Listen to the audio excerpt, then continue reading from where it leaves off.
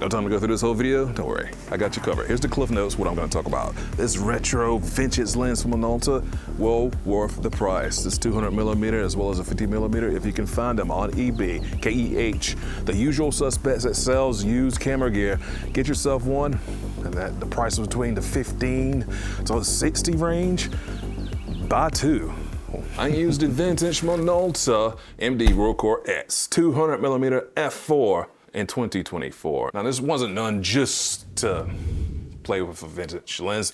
No, I actually got called into an emergency wedding situation, and I don't keep a long zoom lens. I probably used the G Master or the G Series 200mm zoom lens twice in the year 2023. For client work, using the best quality that you can find is definitely probably the way to go, is the way I would go. But again, can't stress this enough, emergency situation. And this lens isn't great for every situation, but I knew I can get away with it for this particular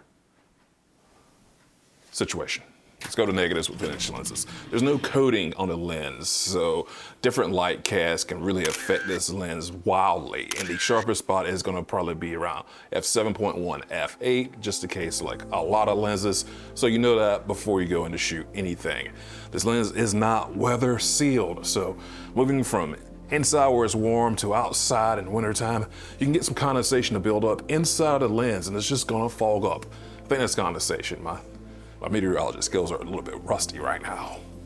Definitely is no type of ibis inside of this lens. It's about 25, 30 years ahead of that technology. All I was to say is, if possible, test this lens out. Test it also before you start recording in a given situation. And on the body of the Sony A7 IV, I've got a hotkey set to magnify in on the sensor and let me see exactly what I'm trying to get in focus. So I use a FE to Minolta adapter, set my focal length inside of the menu, and also have that on a page so I can get to it quicker, as well as use focus peaking, like with this Minolta next to the Ghostbuster, that has that blue look to it that lets me know that I'm in the neighborhood of getting things in focus. Not always accurate, but pretty close to accurate. We're in this like weird twilight zone of a time where if the body's not over $2,000 and the lens isn't over $2,000, you just can't get anything done.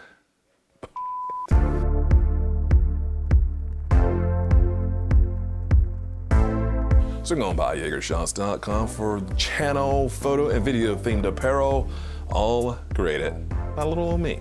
Also some New York art prints of the fine art variety, if that's your thing. And let me know if you want to know more about the 50mm vintage Minolta lenses, 200mm, and tell me down in the comments some of your favorite cheap vintage lens picks that can still get the job done in this digital age that we're in right now.